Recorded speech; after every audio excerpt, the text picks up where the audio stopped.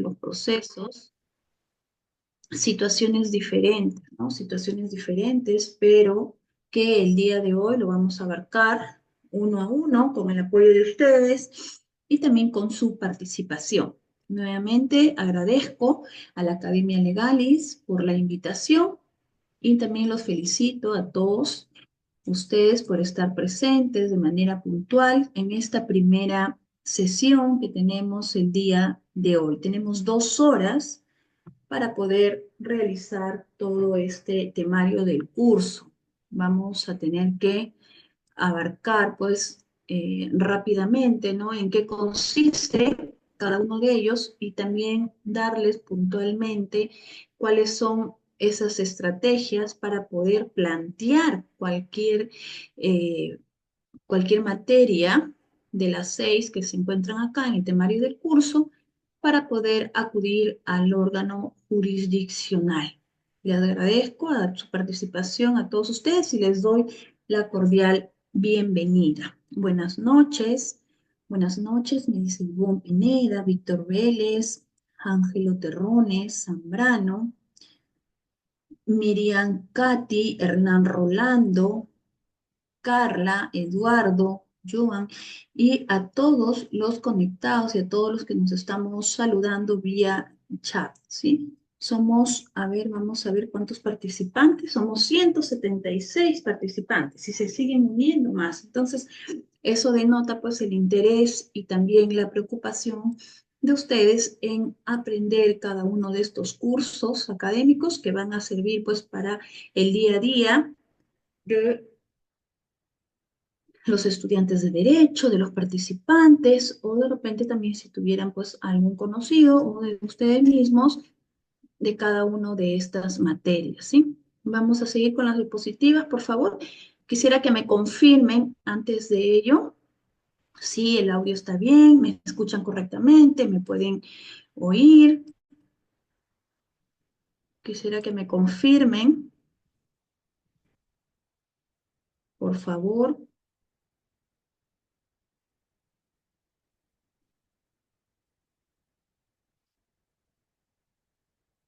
A ver, los escucho, los leo.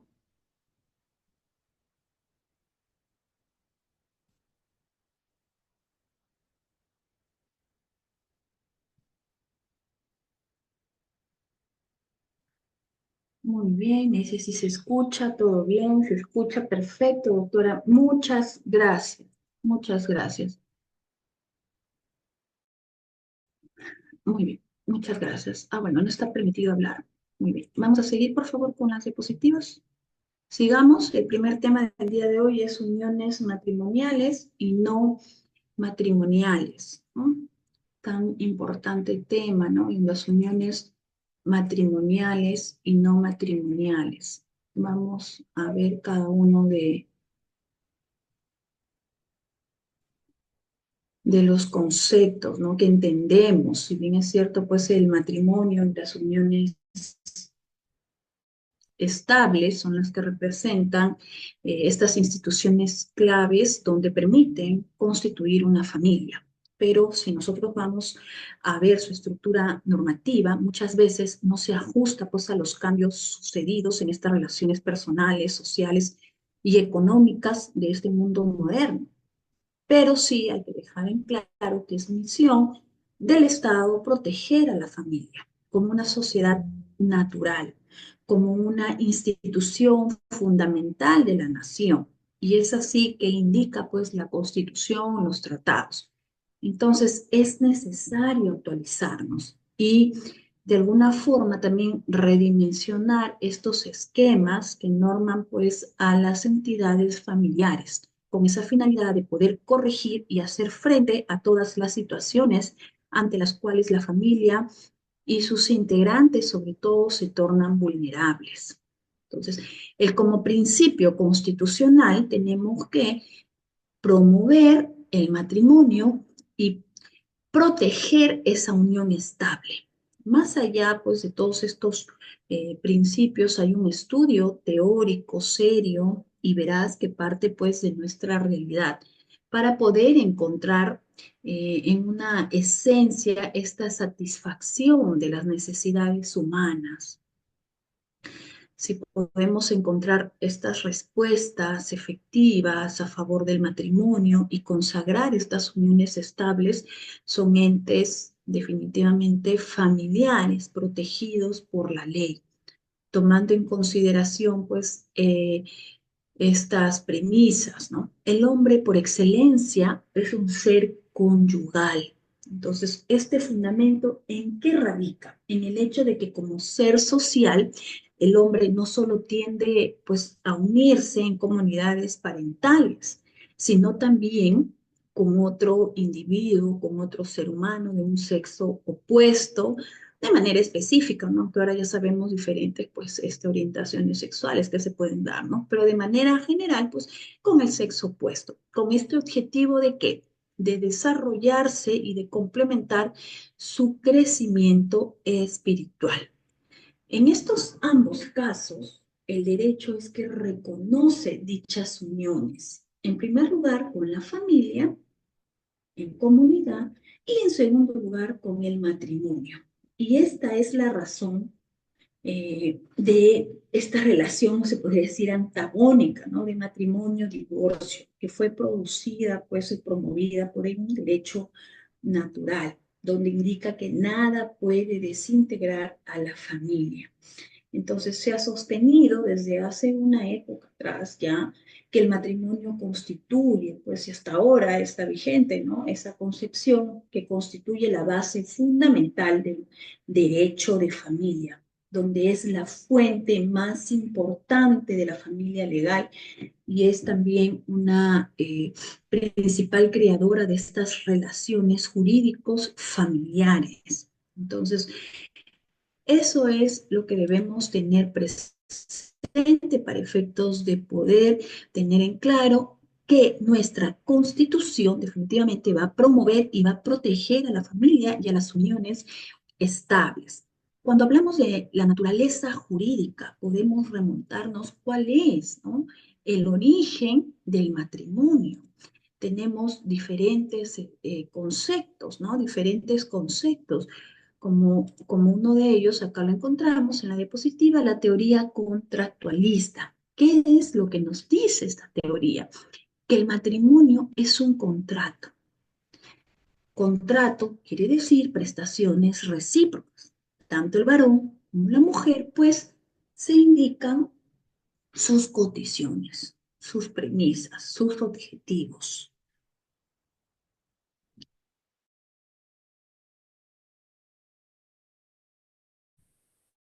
Y la otra parte, otra teoría de esta forma, ¿no? De unión estable, que es el matrimonio, una teoría institucionalista, donde indica que está protegida por el Estado, que es una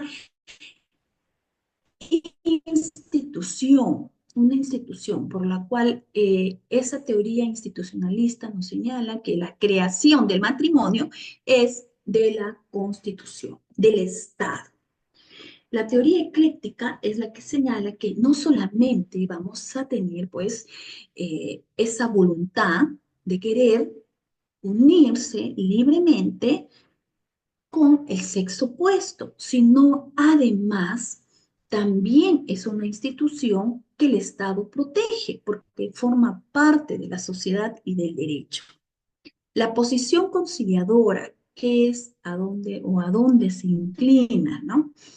Donde nos señala que no solamente pues, son prestaciones recíprocas, sino también que involucra derechos, involucra eh, obligaciones y también involucra sentimientos. Y como tal, esa forma de organizarse, tiene que ser protegida por el Estado a través de las leyes para efectos de poder regular esas conductas, que definitivamente parte pues de la libre voluntad de las personas, parte de la libre voluntad, esa autonomía privada, ¿no? Pero además también de una relación sentimental. Muy bien, entonces, en base a esta naturaleza jurídica, definitivamente, pues acá en el ordenamiento jurídico interno nos inclinamos por la posición conciliadora, ¿no? Que no solamente son prestaciones recíprocas, sino además también es una institución jurídica importantísima del derecho de familia, donde el Estado, pues, va a regular a través de la ley específica. Visto eso, podemos encontrar pues estos conceptos del matrimonio, ¿no? Barsi Rastigliosi pues, nos habla, ¿no? Que el matrimonio constituye la base fundamental del derecho de familia, que es la fuente más importante de la familia legal. A través del matrimonio es que se origina y tiene como consecuencias otras instituciones del derecho de familia, como el derecho alimentario entre los cónyuges, como el deber de fidelidad, como el deber de cohabitación, de asistencia mutua, que son tres deberes fundamentales del matrimonio, ¿no? Nuevamente repito, los deberes fundamentales es asistencia mutua, el deber de la cohabitación y el deber de la fidelidad. Y desde ahí ya se despliegan los derechos y de los deberes también, ¿no? Y que estos pueden ser acudidos al órgano jurisdiccional competente para efectos de que podamos hacer prevalecer y podamos hacer restablecer nuestros derechos en caso de que se haya pues vulnerado o se hayan incumplido por el otro cónyuge. Entonces, desde el matrimonio es que se desliga y trae consecuencia las demás ramas del derecho de familia. Porque después del matrimonio vienen los hijos, ¿no? Que eso es la estructura básica que tenemos como líneas generales en nuestra sociedad. Y de los hijos ya vienen pues el tema patrimonial, el tema del derecho alimentario, ya viene tenencia, régimen de visitas y todo lo que involucra pues la familia. El matrimonio también es concebido como la más poderosa e importante de las instituciones del derecho privado. Entonces, es la piedra angular de la sociedad. El matrimonio y el Estado es el que protege a la familia. Por eso siempre se les recomienda a las personas que son convivientes y que no tienen, acá hay un punto de estrategia, ¿ya? Y que no tienen esa unión de hecho, ¿no? Y que están unidas simplemente a través de la palabra, a través de una relación sentimental sin mayor compromiso, se tienen que casar. Y si no, pues realizar su unión de hecho, porque eso trae consecuencias nefastas cuando uno de los dos fallece. Y es ahí que vienen las preocupaciones de los integrantes de la familia y del cónyuge o del conviviente que queda pues sobreviviente, ¿no? Ante ello. Entonces es importante que se regulen estas materias y que las personas que se encuentran conviviendo y tienen sobre todo bienes en común realicen esta institución o que regularicen su sistema formal, porque el Estado protege las uniones estables, que son la unión de hecho y el matrimonio. Otra unión no va a poder proteger el Estado. Entonces, hay bastantes procesos, bastantes casos cuando estas instituciones o cuando estas relaciones convivenciales no han sido formalizadas. Y siempre hay uno de ambos que va a perjudicarse. Simplemente ya sea por negligencia, por factor tiempo o porque no se dieron cuenta de las consecuencias y de lo que pudiera pasar en el futuro. Por eso acá se les recomienda, o si no desean casarse, pues realizar su unión de hecho, porque si uno de los dos muere, por ejemplo, ¿no?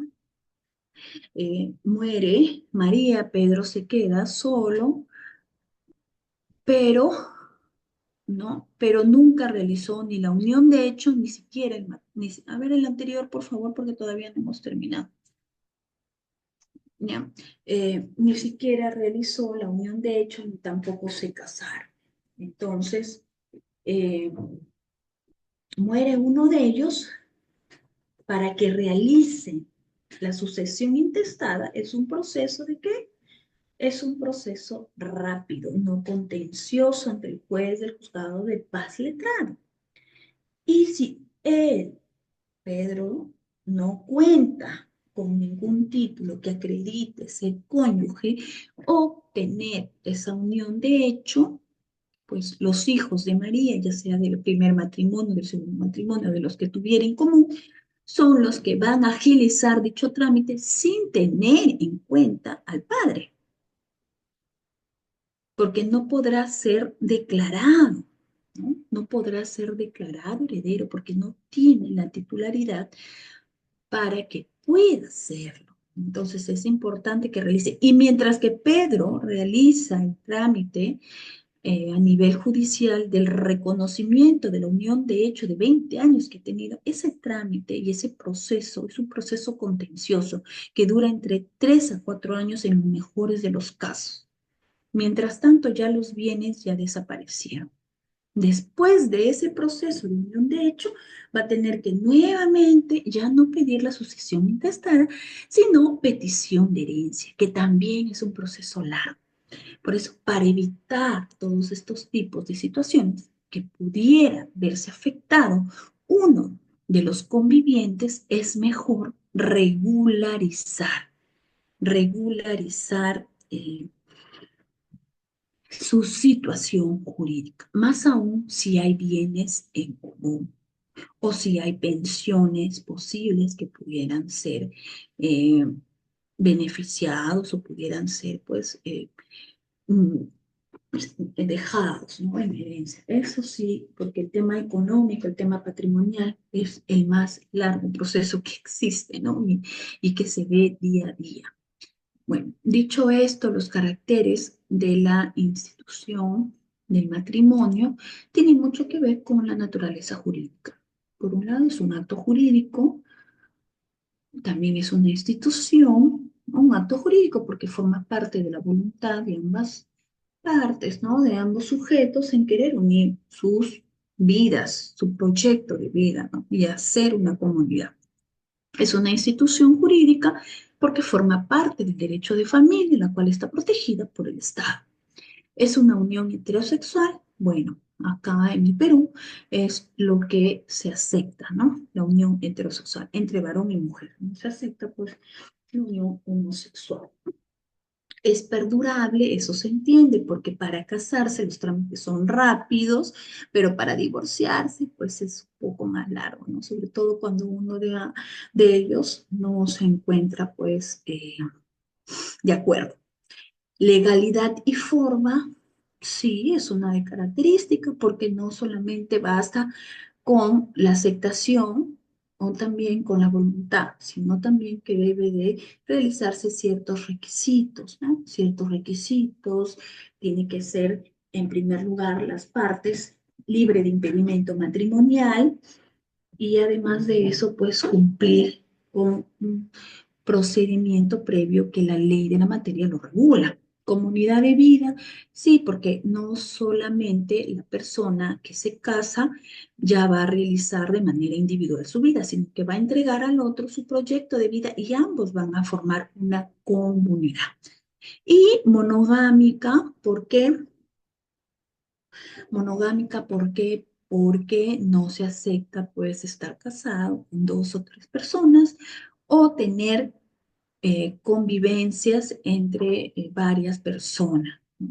Eso es totalmente ilegal y puede ser pasible de las demandas, ya sea de indemnización, ya sea de divorcio o de bigamia, ¿no? Entonces, todas estas situaciones, lo único que se acepta y es reconocido por esta institución jurídica del Estado es la monogámica. Muy bien. Seguimos, por favor.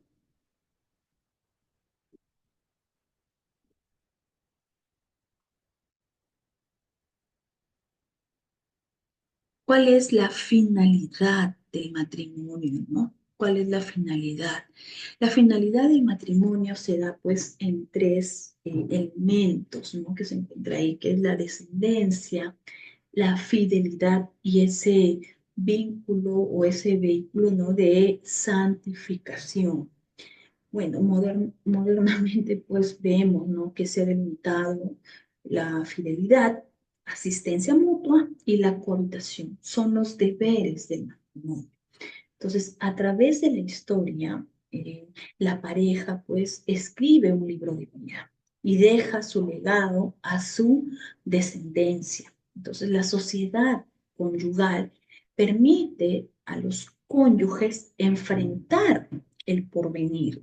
Dentro de esa unión satisfacen no solamente su deseo sexual, ¿no? Que es normal, es inherente a su naturaleza, sino también esta convivencia entre marido y mujer que se suscita pues el desenvolvimiento de sentimientos afectivos, recíprocos, de los cuales el deber de mutua asistencia pues es un medio pues eh, de, que facilita pues esa forma, ¿no? De solidaridad, de esta unión sexual que resulta la prueba. Entonces, esta sobrevivencia y esta educación reclaman esta atención directamente de los padres. Entonces son fines del matrimonio que están ligados a la naturaleza humana. En el matrimonio, el hombre y la mujer liberan y realizan toda esa potencia, ¿no? De amor, de espíritu en común, asumiendo pues la responsabilidad de qué? De mantener ese vínculo, de procrear, de educar a la prole en beneficio de esta propia subsistencia. Y es ahí también que se integra a este círculo parental. El matrimonio, ¿cuál es su finalidad? Procreación, también podemos decir, educación de los hijos y auxilios mutuos, ¿no? Auxilios mutuos. Eso es lo que podemos indicar.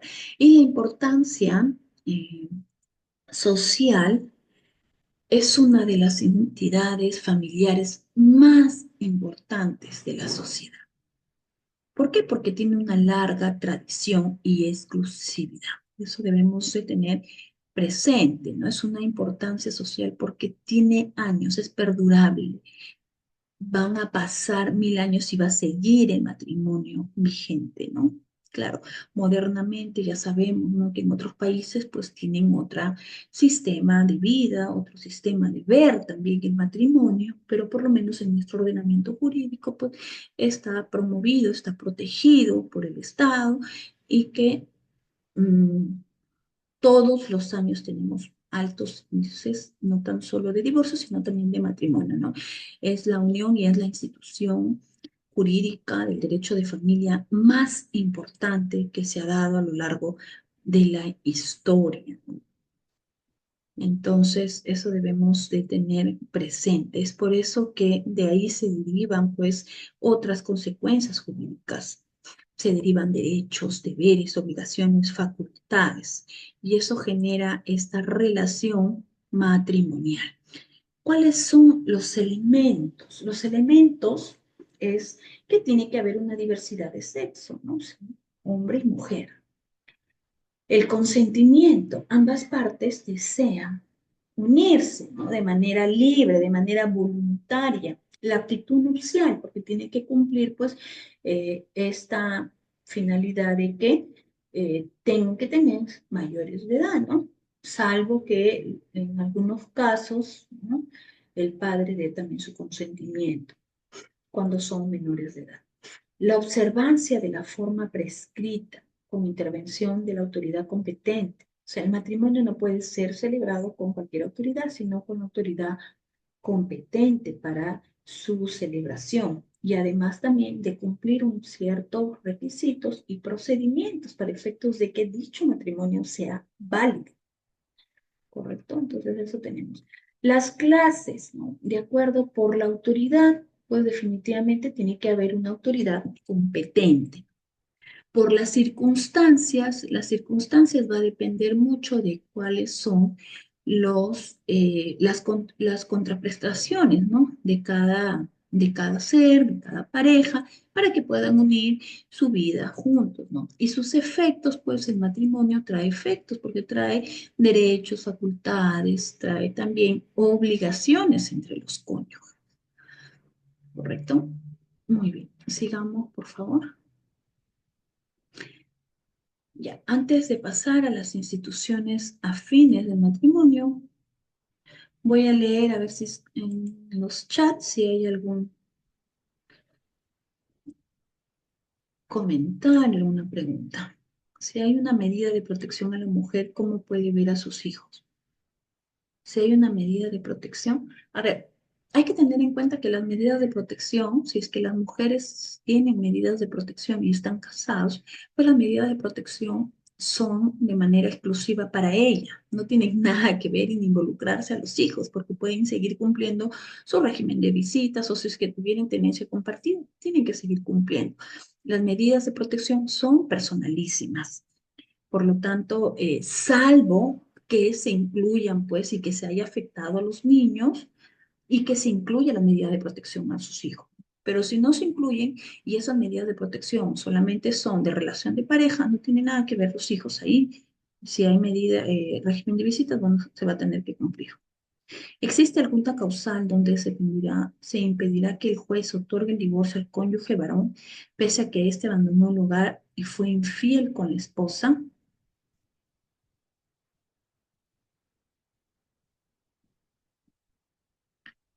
¿Alguna causal que no se otorgue el divorcio? A ver, los divorcios, cuando uno realiza, ¿no?, una estrategia de defensa al momento de plantear un divorcio, pues se tiene que verificar porque se puede invocar todas las causales que se encuentran en el código, ¿no? Pero cada una de ellas se tiene que acreditar.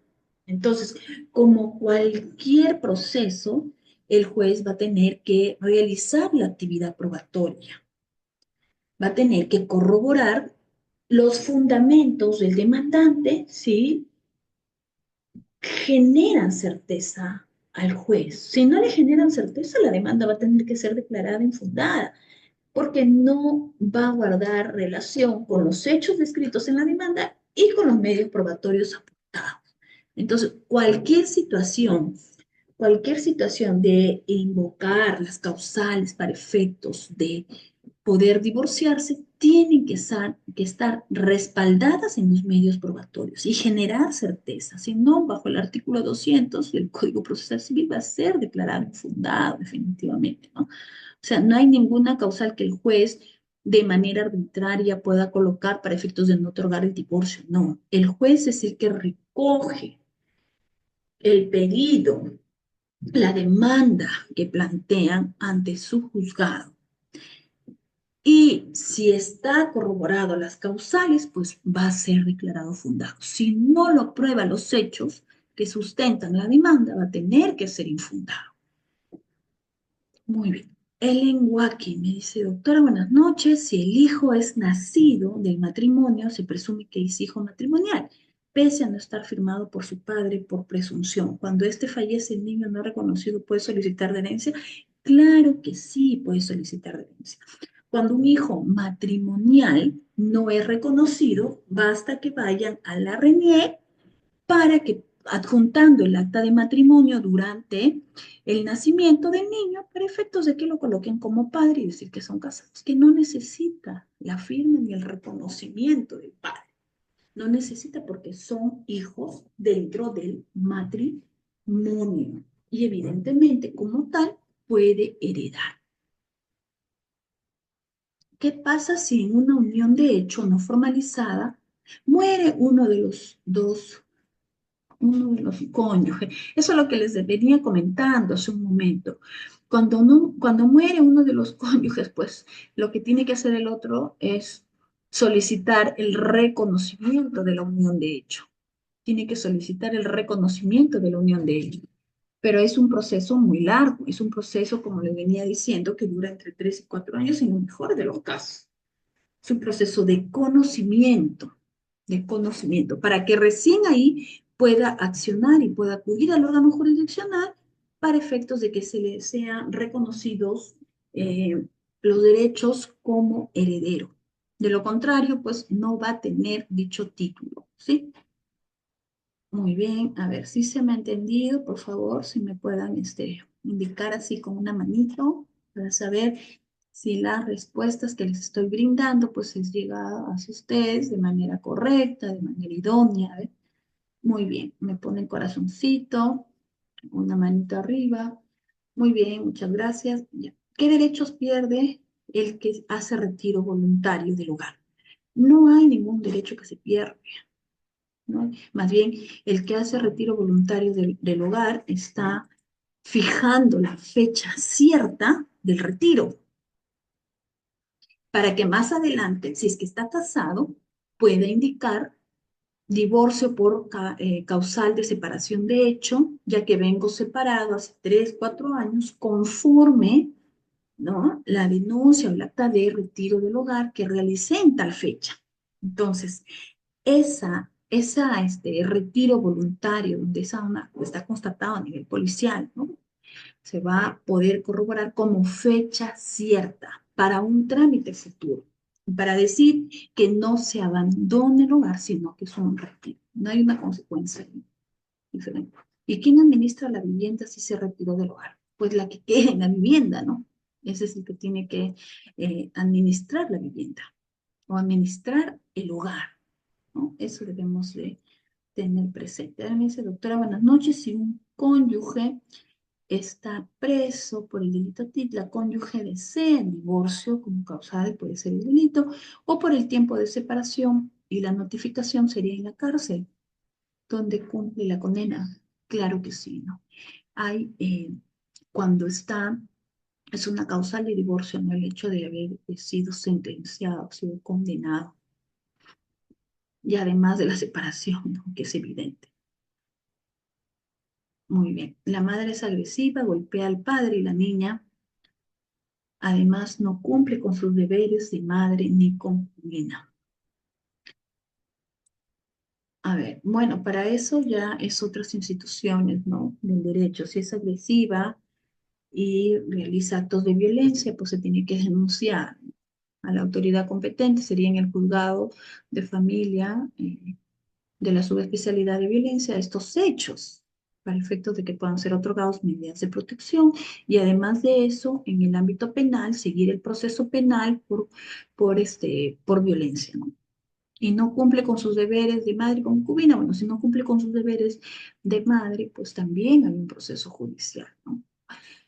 Puede haber desprotección, ¿no? Y todo lo que pueda generarse, ¿no? Hasta la suspensión de la tenencia, si tuviera suspensión de la patria potestad, ¿no? Todo esto tiene que estar acreditado mediante un proceso para efectos de que se le otorgue o se decida mediante un proceso y se le sentencie como tal.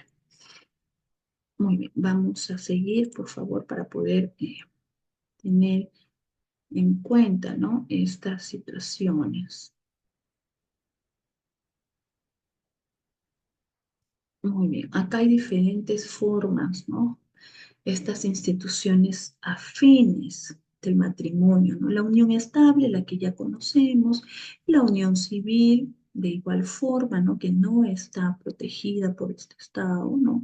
El contubernio, que es una forma también de convivencia, la barraganía, ¿no? El amacebamiento, que son diferentes formas de convivencias que se dan pues, en los países occidentales, en los países de Europa, ¿no? Y el Servinacuy, que también es un acto de convivencia, pero sin mayor responsabilidad, ¿no? Muy bien, sigamos, por favor.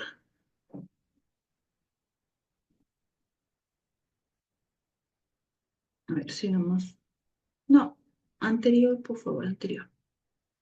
Filiación, vamos a ver ahora otro tema importante, ¿no? Del derecho de familia. Filiación, patria potestad, proceso judicial de filiación extramatrimonial.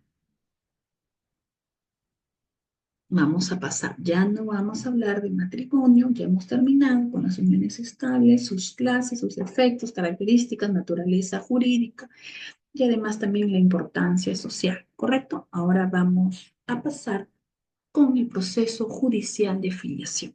Este proceso es sumamente rapidísimo, se tramita ante el juzgado de paz letrado, es un proceso especial. Se inicia pues con la presentación de la demanda o también el Poder Judicial, ¿no? A través del Consejo Ejecutivo, ha aprobado el formulario de filiación, que quiere decir que aquellas personas que de bajos recursos económicos o cualquier persona que no cuente con abogado defensor puede llenar su formulario y lo dirige dicho formulario que ya está preestablecido, ¿no? Con las características y las anotaciones que realmente pues el mismo juez de paz letrado de familia lo va a instaurar en el proceso para solicitar la filiación.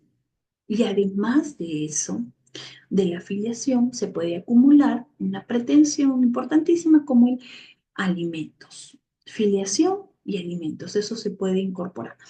Se da 10 días, una vez que se admite a trámite el proceso de filiación, la demanda de filiación, se le otorga 10 días al demandado.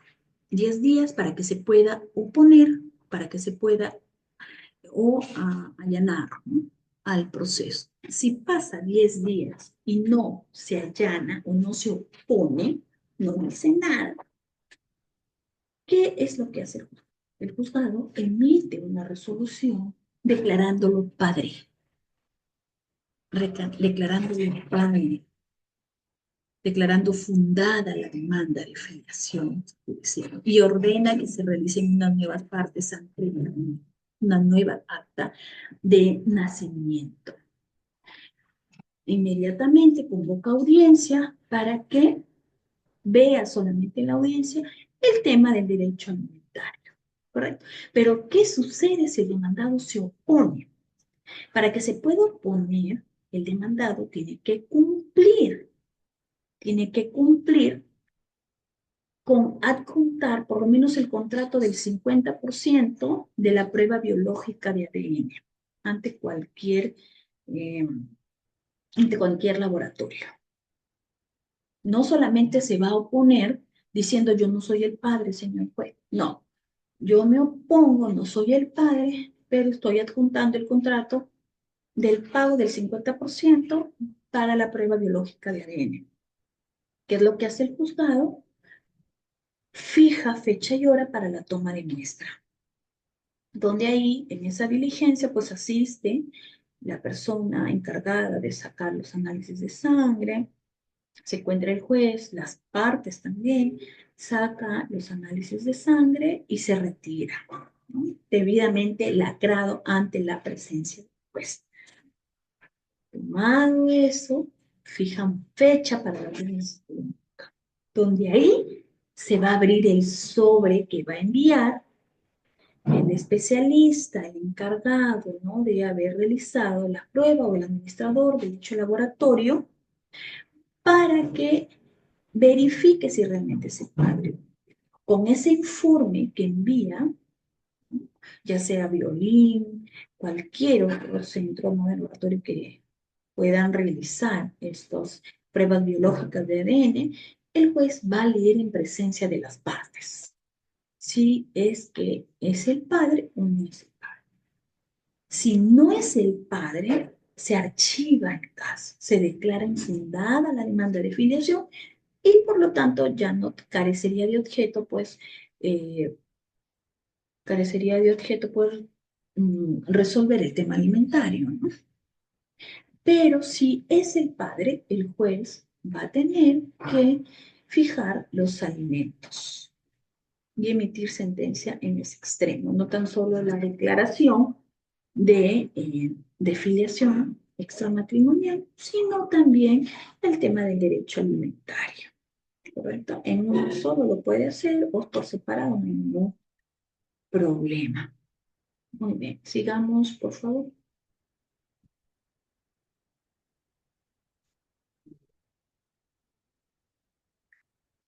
Aquí esta casación importantísima, ¿no? De Arequipa, 2016, donde nos habla pues de la identidad estática y la identidad dinámica, ¿no? ¿Qué es lo que sucede aquí? Que el verdadero padre aparece después de 6 años que no había reconocido a su hijo porque éste estaba reconocido por la nueva pareja de la mamá, impugna la paternidad, diciendo yo soy el verdadero padre y solicito que al órgano jurisdiccional que no tenga el apellido de la pareja de mi esposo, sino mi apellido. Y adjunta la prueba de ADN que efectivamente es el padre. Y bueno, pues el juez indica efectivamente, ¿no? Si es el padre. Por lo tanto, fundada la demanda. Apelan, la sala confirma y va a la casación. Y va a la casación. Y la casación lo rechaza. No cabe. ¿Qué es lo que dicen? ¿Cuál es el fundamento? Y ahí nos hablan de la identidad estática y de la identidad dinámica. Y señala y le jala las orejas al juez superior y al juez de primera instancia. ¿Qué es lo que dice? No se ha tomado en cuenta que la niña ya tiene 6 años de edad y que se identifica con su padre que la ha criado, más no con su padre biológico, porque a este lo desconoce. No se ha tomado en cuenta la opinión de la niña donde señala de que ella no quiere y desconoce el apellido de su verdadero padre. ¿Correcto? Entonces, la identidad dinámica es como uno se identifica ante la sociedad, se identifica ante la familia y ante uno mismo, que no precisamente va a coincidir con la identidad estática, porque la identidad estática es algo impuesto ya de nacimiento, que obviamente somos hijos de nuestros padres quienes nos procrearon y que así ha sido señalado, ¿no? Pero si a mí me ha reconocido otra persona y yo me identifico con esa persona que es mi padre, esa es identidad dinámica. La identidad estática son sus nombres y sus apellidos de origen natural. La identidad dinámica es cómo va a identificarse en la sociedad. Y le declararon infundada la impugnación de la paternidad. Hay una crítica, ¿por qué? Porque indican pues, que la impugnación de la paternidad tiene plazo de caducidad de 90 días. O sea, el verdadero padre debió impugnar en 90 días. Por lo tanto, esa demanda debió ser declarada improcedente y eh, y no ahondar en el fondo del asunto. Sin embargo, ya sabemos también, es de público conocimiento que a nivel nacional los jueces pues realizan ahí control difuso, ¿no? Por el hecho de que el derecho fundamental al acceso a la justicia es un derecho superior, es un derecho mayor a cualquier solicitud, a cualquier demanda que podría resolver, en este caso, plazo de caducidad de la impugnación de la paternidad. ¿Correcto? Muy bien. Ya ahora entendimos pues cuál es esa naturaleza, ¿no? De la identidad dinámica y de la identidad estática. Vamos a verificar si es que hay alguna respuesta. A ver.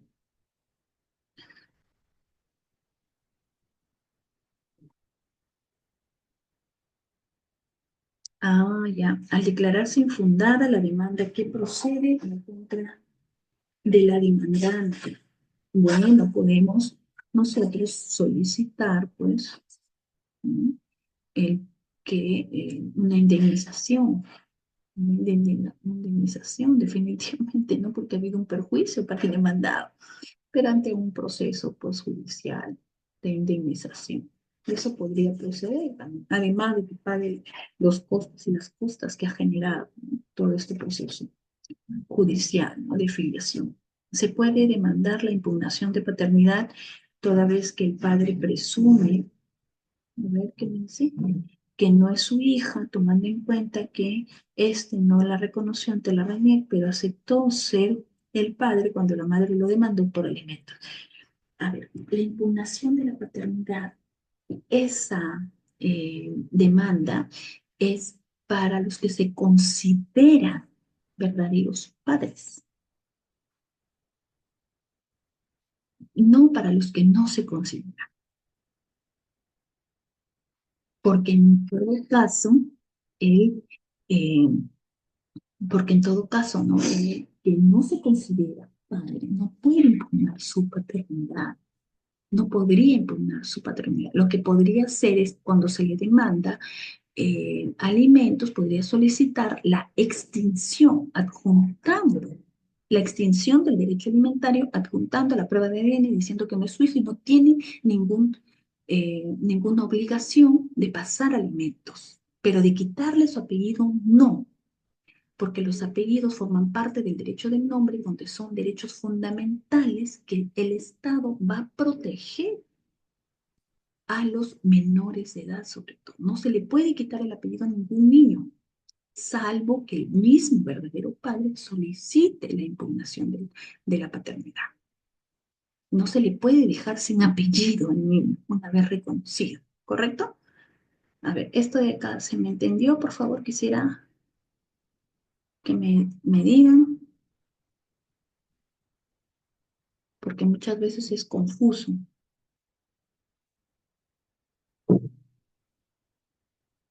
Bien claro, me dice Bernardo. Muchas gracias. Ok, a ver. Brenda Cacique, ¿qué me dice doctora? Si se declaró fundada la demanda de filiación, se declaró rebelde y luego de un tiempo se prueba con ADN no ser el padre biológico, el proceso adecuado sería impugnación de paternidad o nulidad. No podría, como le repito, ¿no? No se podría impugnar la paternidad. El único facultado para impugnar la paternidad es el verdadero padre, porque no se le va a quitar el apellido a un niño, salvo que lo demande, ¿no? Salvo, hay una excepción, que lo demande el verdadero padre, ¿correcto? O sea, el juez va a decir, ¿quién es el verdadero padre? Tenemos que demandarle al verdadero padre, además de, ¿no? Para que se le encauce algo. Pero si desconocemos, no podríamos solicitar pues esa impugnación de paternidad, porque lo perjudicaríamos a los niños y los niños son personas vulnerables y están protegidos por encima de cualquier interés por el Estado. Muy bien, en tema de anulabilidad del acto de la paternidad y este empleo de nene sale positivo.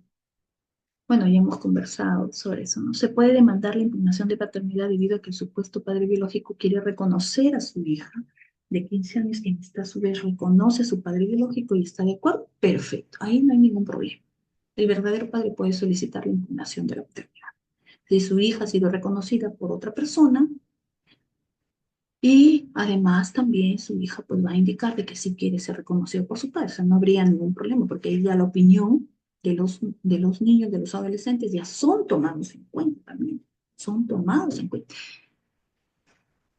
Milagros Puraca, doctora, ¿qué pasaría con la nueva acta de nacimiento? ¿Cómo quedarían los apellidos? Bueno, se tendría que expedir una nueva acta de nacimiento, se tenía que anular eso, ¿no? Se deja sin efecto. Los anteriores eh, los anteriores apellidos y a partir de la fecha pues se deja sin efecto, ¿no?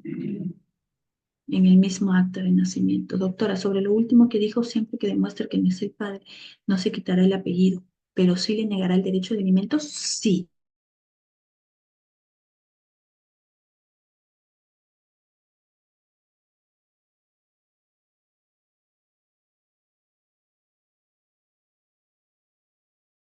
La prueba de ADN que no es su hijo. Para que se realice derecho alimentario tiene que haber entroncamiento familiar. Tiene que en primer lugar establecerse el reconocimiento del hijo. Si no hay eso y están contando la prueba de que no es el padre, ¿cómo el órgano jurisdiccional va a obligar a quien no es el padre de otorgar alimentos? No podría obligarlo. Entonces, no hay un factor importantísimo que es esa relación filial. Por lo tanto, se extingue la obligación alimentaria de pasar alimentos. Pero no se puede extinguir el hecho de eliminar los apellidos del padre, porque ningún niño se puede quedar sin apellidos. o se le puede borrar los apellidos. Eso no podría pasar, porque vamos a proteger siempre a los niños menores de edad. Doctora, ¿qué pasa en el caso que firme el abuelo como padre y el hijo ahora desea que el real padre aparezca en su acta de nacimiento? ¿Cómo sería? A ver, si lo que desea es que su padre realmente aparezca, pues tendría que demandar y el mismo padre tendría que aceptar. Exacto, tendría que aceptar, ¿no? G, que me dice, doctora, ¿se puede plantear demanda de nulidad de acto jurídico de reconocimiento? Sí, se podría plantear, ¿no? Nulidad de acto jurídico, reconocimiento de paternidad, sí se podría plantear. Es un tema muy también, eh, muy largo también, ¿no? Firma el abuelo y el verdadero padre fallece. El hijo puede impugnar la paternidad. Bueno, si el verdadero padre fallece, el hijo no podría realizar eso, ¿no? Porque primero tendría que verificar si hay realmente, pues, ese vínculo, ¿no? Ese vínculo, porque entiendo yo que quiere impugnar la paternidad para efectos de ser declarado heredero, ¿no? Pero antes de eso tendría que solicitar filiación, pero ya no, porque ya está reconocido. Y el único que podría impugnar sería el padre que ya falleció. Entonces ahí sí está bien complicado, un poco casi imposible jurídico. Katy Gómez Giraldo, doctora, y en el caso que el supuesto padre duda de la paternidad, puede sacar una prueba de ADN sin aprobación de la madre. Bueno, las pruebas se pueden sacar, ¿no? No hay necesidad de que la madre autorice. Lo único que tendría que hacer es ver la forma de cómo lo podría realizar la prueba, ¿no? Irse con el hijo cuando le toque pues su régimen de visita a un laboratorio, ¿no? Y podría salir de las dudas sin que la madre lo sepa, pero no es necesario que la madre pueda autorizar, ya que el padre también tiene ese derecho, ¿no? De realizar dicha gestión. Joan Galindo me dice, doctor, si no es el padre, pero lleva el apellido, que no se le puede quitar, indica que sí se puede quitar la pensión, como queda la herencia, pues peor, ¿no? Si no tiene derecho alimentario, menos tendrá herencia. Correcto, es una consecuencia pues de la otra.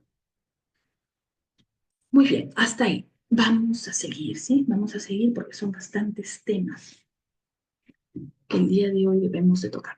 Régimen patrimonial del matrimonio. Sigamos, por favor.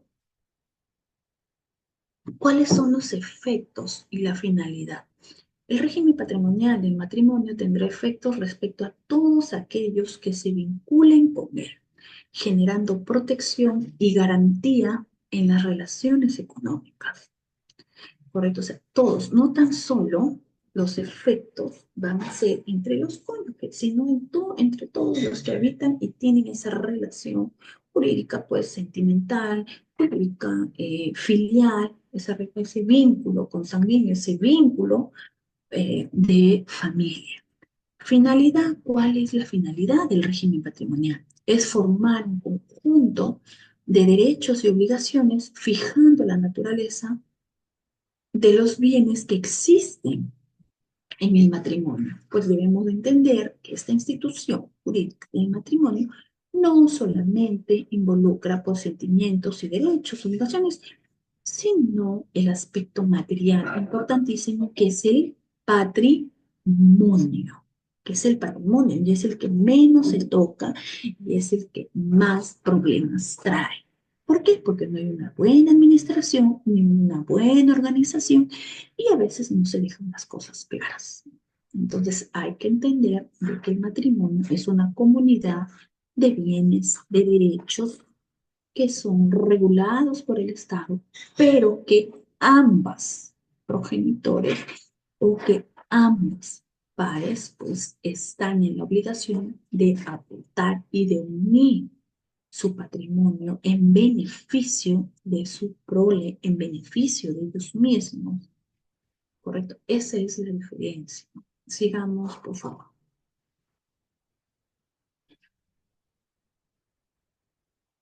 ¿Cuáles son esos elementos, ¿no? Los elementos de los tenemos que entender, ¿no?, de que los elementos son aquellos que permiten la realización, comenzando pues por las personas en primer lugar y terminando también por los objetos que lo componen. Los sujetos, o sea, las personas que integran esta sociedad familiar. Primeramente, es los cónyuges de manera directa, son los que se benefician de primera mano de los derechos y facultades que surgen en el régimen patrimonial correspondiente y los llamados también a cumplir con los deberes y obligaciones. Los indirectos, ¿quiénes son los que se benefician? Pues los descendientes, que vienen a ser los hijos. Para su subsistencia, para su desarrollo, pues definitivamente requieren que el cuidado de los padres.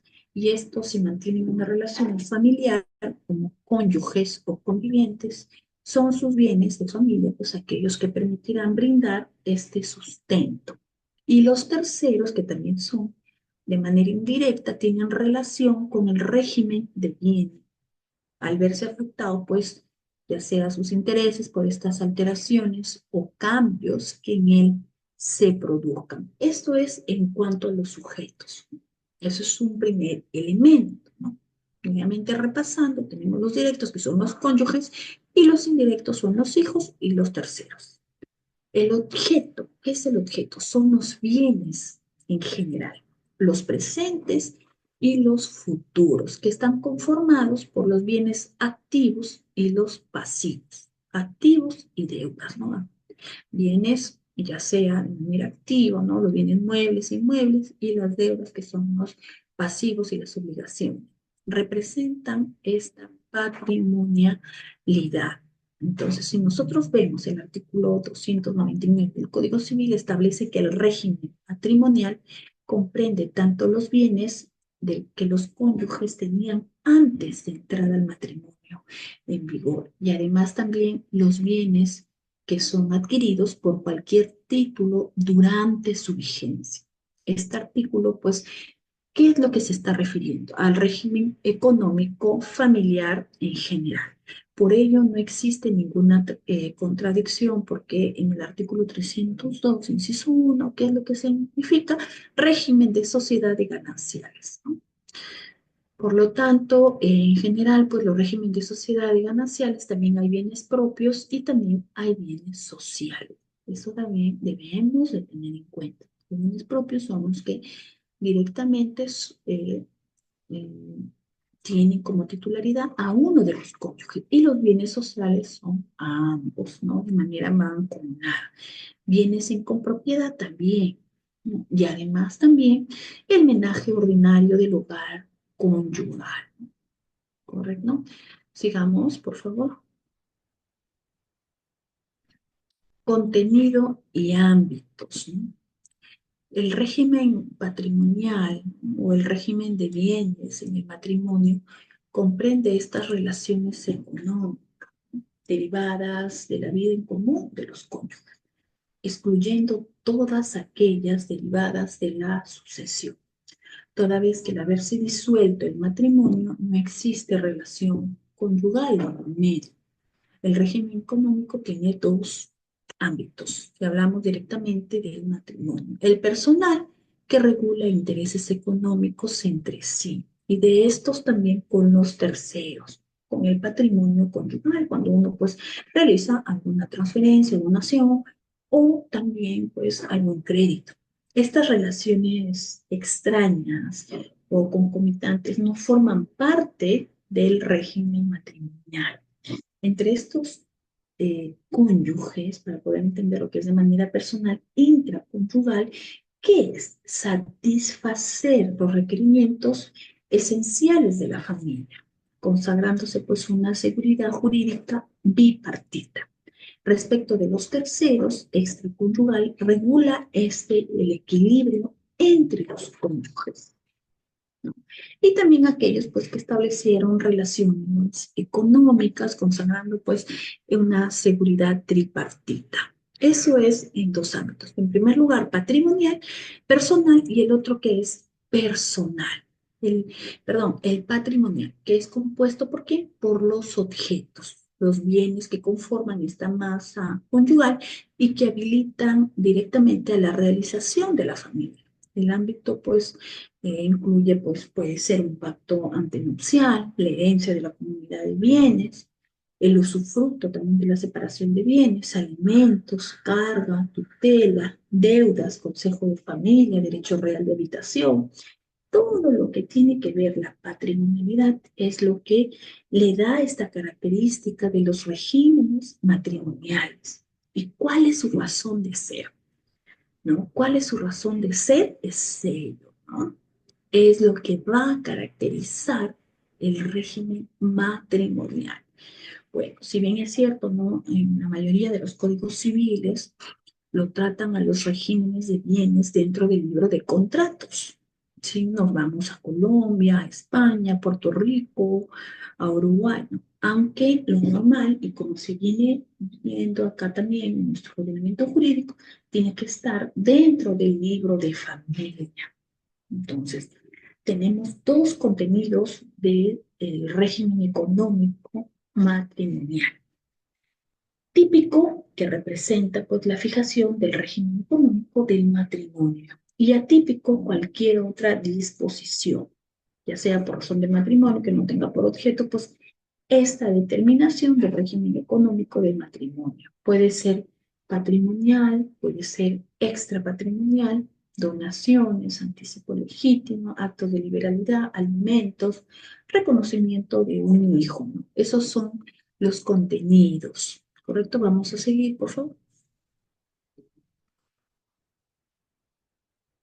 La Constitución, ¿no? ¿Cómo se constituye este régimen patrimonial del matrimonio? La Constitución, pues, puede ser de forma diferentes. Primero, puede darse en diversos casos. Primero, a título voluntario, que es una elección primaria del régimen. La voluntad de las partes va a tener que determinar y va a tener que elegir el régimen a aplicarse. Entonces, antes del matrimonio puede haber, como les decía, ¿no? Un pacto antenupcial. ¿Qué quiere decir eso? Que los futuros cónyuges pueden elegir uno de los dos antes de casarse. La elección no es muy variada, pues solamente hay dos opciones. Primero, desde la propia celebración del matrimonio. Si no hay un pacto antenupcial, o sea, antes del matrimonio, este silencio o la manifestación expresa, pues hace presumir que de jure et de jure va a ser régimen de sociedad de gananciales. Y para ello no hay ninguna formalidad, ni tampoco de por escritura, ni inscripción de registro personal. Si no indica nada, quiere decir que hay un régimen de sociedad de gananciales. ¿Correcto? Un régimen de sociedad de gananciales. Pero si lo indican, quiere decir que sí hay un régimen, puede ser de bienes separados, bienes propios, ¿no? Para efectos de no tener ninguna vinculación en tema patrimonial con el otro cónyuge. Sigamos. A ver, acá. Antes del matrimonio, ya, muy bien. Clasificación de los regímenes patrimoniales, ¿no? Bueno, pero antes de hablar de eso, también debemos de tener en cuenta cómo se da durante el matrimonio. Sustitución del régimen. Es una elección secundaria del régimen. Implica el cambio, una variación o una sustitución. Una regulación pues, especial en razón de que el régimen existente que tenían va a dar el paso al siguiente, ya sea a extinguirse o dejar tal vez saneadas algunas relaciones jurídicas creadas. Durante el matrimonio, los cónyuges pueden sustituir un régimen por otro, las veces que sean. No hay límite del cambio. Normalmente, pues, es el de sociedad de gananciales por el de separación de patrimonios. También puede ser, en primer lugar, que se hayan casado por separación de patrimonios y luego decidan realizarse en el régimen, el cambio del régimen patrimonial por el de la sociedad de gananciales. ¿Cuál es la formalidad? si ambos cónyuges desean y optan por sustituir el régimen, van a tener que primero liquidar el existente. Y además de eso, otorgar escritura pública, tomando en cuenta que la sustitución pues, de un régimen patrimonial por otro durante la vigencia del matrimonio tiene que constar, ojo, por escritura pública, porque es un requisito para su validez. Es esta cualidad necesaria que requiere un acto jurídico para que pueda surtir sus efectos legales, que si bien es cierto, su observancia pues no es sancionada como nulidad, pero siempre se prefiere ello para efectos de la probanza. Es aprobación. Es aprobación. Y debe pues de inscribirse pues en el registro. Muy bien. Clasificación, ¿no? Hasta ahí hay alguna pregunta. A ver, vamos a ver. Estamos pasando rápidamente a otros temas, ¿sí? ¿Qué dice prueba de la afiliación? Seguimos con filiación de unión. Doctora, cuando se casan, conviene separados si uno de los dos fallece, ¿le corresponde algo a un cónyuge? Claro que sí. A ver, ahí hay que detenernos un poquito. Vienen régimen separados, bienes separados, ¿correcto? Muere uno de los cónyuges. ¿Hereda o no hereda? Hereda, hereda, porque es ese dinero o esos bienes del causante va a tener que pasar a su esposa y a sus hijos. Definitivamente hereda. Lo que no va a poder ser es la liquidación del 50% de cada uno, porque ya lo tenían desde antes. ¿Correcto? O sea, cuando es sociedad de gananciales, primero el 50% le corresponde a la cónyuge supérstite y el otro 50% le corresponde a la cónyuge y a sus hijos, ¿correcto? Pero como ya no hay eso, ya no se va a corresponder el 50% de su patrimonio a la cónyuge porque no tiene ese régimen de sociedad de gananciales, sino separación de bienes. Lo que va a hacer es que todos sus bienes van a pasar no tan solo a la cónyuge, sino también a sus hijos, de manera directa, todos en uno solo, ¿correcto? Así es. ¿Me entiendes? A ver, si me han entendido, por favor, si no, acá los vuelvo a explicar. A ver, levanten la mano, ¿sí? No lo entendí, me dice Miriam. Muy bien, es un poco complejo, por eso es que estoy. Ya, muy bien, vamos a ver, sí, es un poquito complejo, pero no sé. Quiero que se me habilite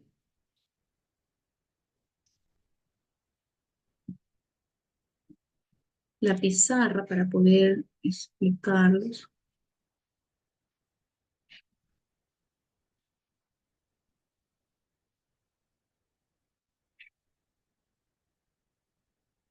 Ya, a ver, vamos a explicarlo otra vez. Si uno de los cónyuges muere y es régimen de sociedad de gananciales, no estamos hablando de separación de patrimonio, régimen de sociedad de gananciales del 100%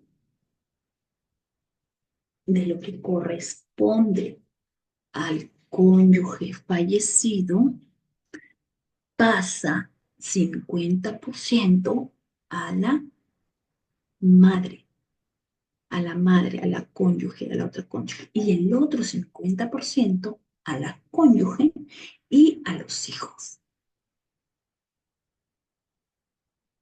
Correcto, eso es en caso de régimen de sociedad de gananciales. Si es por separación de bienes, cuando uno de los cónyuges muere, ya no va a haber liquidación de sociedad de gananciales, porque no lo hay, porque hay régimen de sociedad, régimen de separación de bienes. Lo que va a hacer es la herencia del régimen general, ¿no? Solamente a la madre y a los hijos. Punto.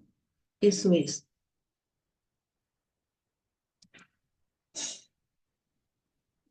Exacto. Excelente, Mil. Me dice, doctora, los esposos también heredan propiedades de la familia. Por ejemplo, si Pepe está casado y su padre le hereda una casa, ¿también le pertenece a su esposo? Claro que sí, también le pertenece.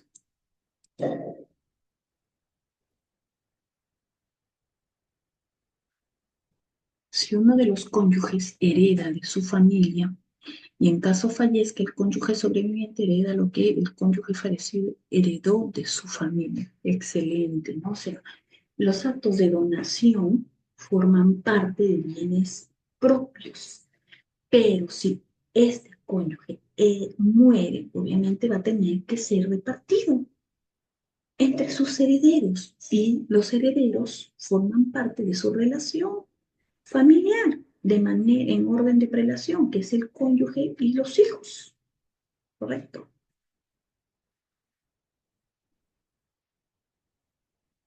Y si muere la cónyuge y tiene herencia, le corresponde al cónyuge sobreviviente y a los hijos. Exacto. Y en el caso de la unión, de hecho, es similar, ¿no? Es similar al del matrimonio. Ya.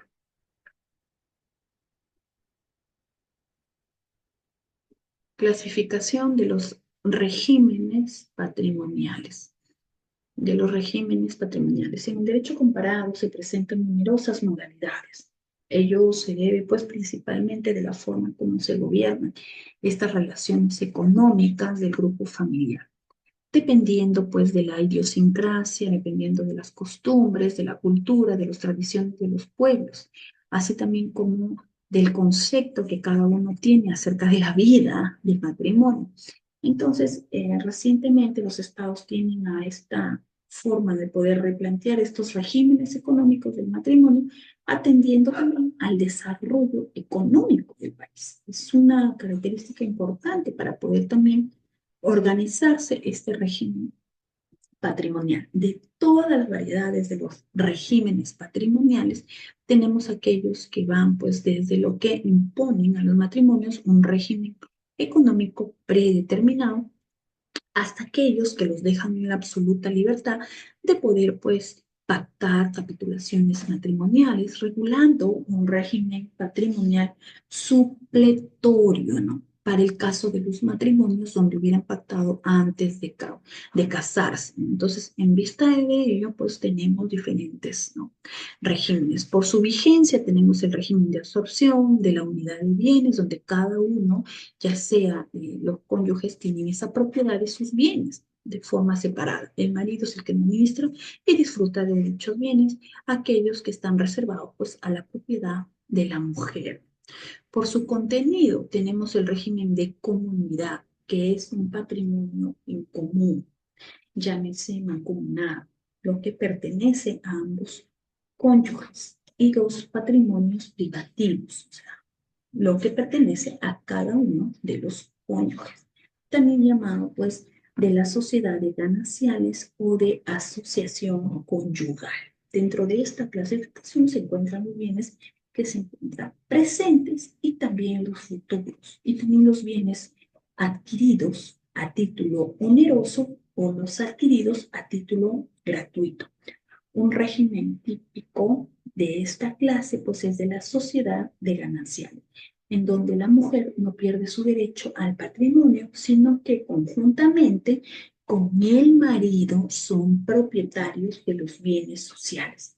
Es una especie de la copropiedad. Dentro de este régimen podemos encontrar diferentes variantes que puede haber, pues, por ejemplo, la comunidad absoluta, que es la comunidad universal.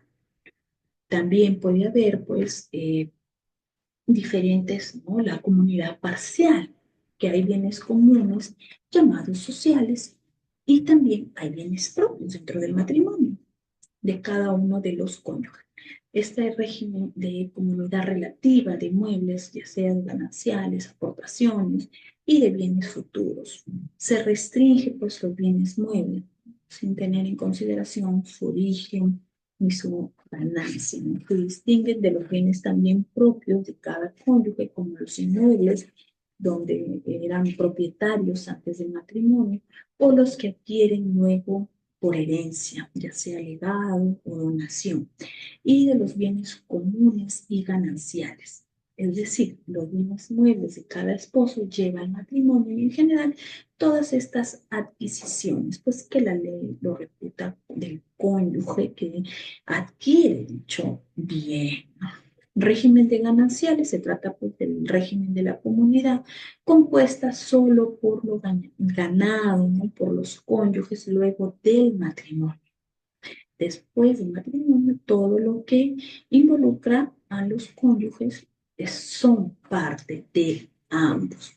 Los cónyuges también pueden conservar los bienes propios que llevan al matrimonio y siendo las gananciales o los frutos de este los que van a adquirir una vez que sean casados, ¿no? Salvo pues cuando es herencia, legado o donación, ¿no? Que es muy distinto, ¿correcto? Vamos a seguir, por favor.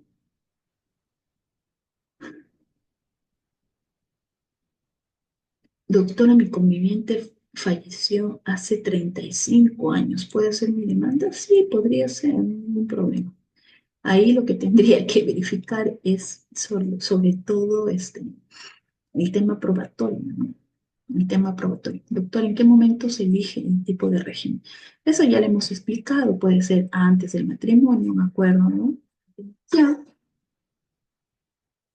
Y también después del matrimonio, si es que queremos cambiar de régimen. Muy bien, eso ya se explicó, ¿ya?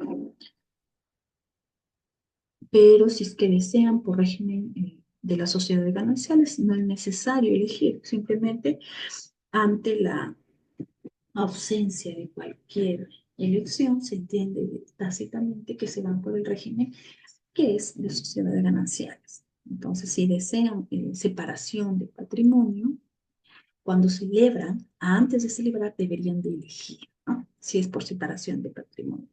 Pero si no dicen nada, es sociedad de gananciales. Vilma me dice, el padre se da cuenta que su hijo que crió no es su hijo biológico, el padre que lo crió lo puede desheredar. No.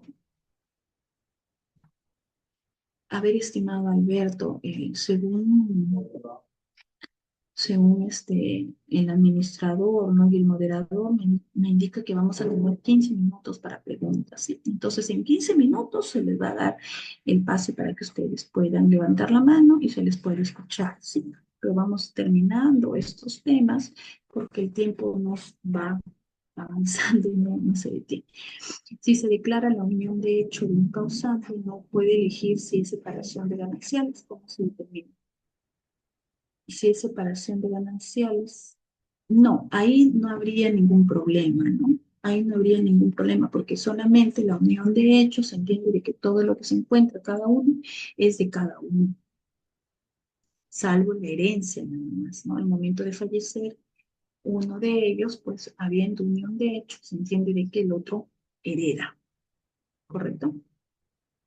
Elección y sustitución de régimen por voluntad conjunta. A ver, por voluntad conjunta es cuando ambos cónyuges pues eligen de manera conjunta esta elección. De pleno derecho es cuando ninguno de ambos, ninguno de los dos pues elige, pero al omitir la elección se entiende por régimen de sociedad de gananciales. La solicitud de parte cuando uno de los cónyuges pues solicita, ¿no? Solicita el cambio de sustitución de régimen. Olga Rodríguez me dice, doctora, ¿los nietos pueden demandar después de 25 años la herencia de la abuela si la madre está fallecida? Claro que sí. Uno de los derechos, pues, la herencia, ¿no? De la propiedad es imprescriptible. Es imprescriptible, no prescribe, se puede demandar. Lady, doctora, ¿cómo se reparten los bienes del cónyuge fallecido entre la madre y los hijos? ¿Qué porcentajes para la madre? ¿Qué porcentajes para los hijos? A ver, los bienes del cónyuge fallecido, el 50% es para la madre, correcto, el 50% es la madre porque es la liquidación de la sociedad de gananciales y el otro 50% va a ser para la madre y además también para los hijos, de forma igualitaria, correcto. O sea, si hay un hijo, nada más, entonces tendría 50% para la madre y del otro 50% sería para la madre y para el hijo. Es decir, para el hijo sería 25% y para la madre sería el 75%. Así es, ¿sí? Se puede renunciar también a la herencia en cualquier momento. En cualquier momento no. La herencia se renuncia después de que haya vocación hereditaria. Correcto, es un tema también importantísimo. Mañana también lo vamos a hablar, ¿no? De este tema. La semana pasada también lo hemos hablado, ¿no? Se puede renunciar a la herencia una vez se ha convocado el llamado, ¿no? A ser heredero. No se puede renunciar antes de que muera, ¿no? El causante, sino tiene que renunciarse después de que muera. Si es que nos encontramos dentro del país, tenemos 3 meses para poder renunciar mediante escrito, ¿no? Es expresa dicha renuncia. Y si nos encontramos en el extranjero, tenemos 6 meses para renunciar a la herencia, una vez que se haya muerto el causante. Si no renunciamos de manera escrita, quiere decir que hemos aceptado la herencia, ¿correcto? Transcurridos esos 3 meses, no, ya no se podría aceptar. Muy bien, sigamos, por favor. Las contribuciones, cargas y obligaciones, pues son las consecuencias jurídicas y también naturales cuando uno pues forma una familia. Y la familia pues es a través del matrimonio, ¿no? En primer lugar tenemos las contribuciones. Son todos los ingresos y son todas las contraprestaciones, ¿no? ¿Qué significa? ¿Para qué? Para el sostenimiento del hogar. Es esta vocación, pues, que impone la ley de los cónyuges para sobrellevar, ¿no? Económicamente la convivencia marital y familiar, ya sea en los gastos más usuales, comunes y necesarios. Las cargas es una obligación, un compromiso, algo así como un adeudo preestablecido que tienen estos cónyuges derivados de sus responsabilidades y deberes, correspondiendo pues al poder económico doméstico. Las cargas es el género y las necesidades ordinarias de la familia son las especies, o sea, en la familia tiene que haber ingresos, tiene que haber egresos, tiene que haber derechos, tiene que haber obligaciones, tiene que haber contribuciones, por lo tanto también tiene que haber carga. ¿Cuál es el fin? El sostenimiento del hogar, el desarrollo del hogar.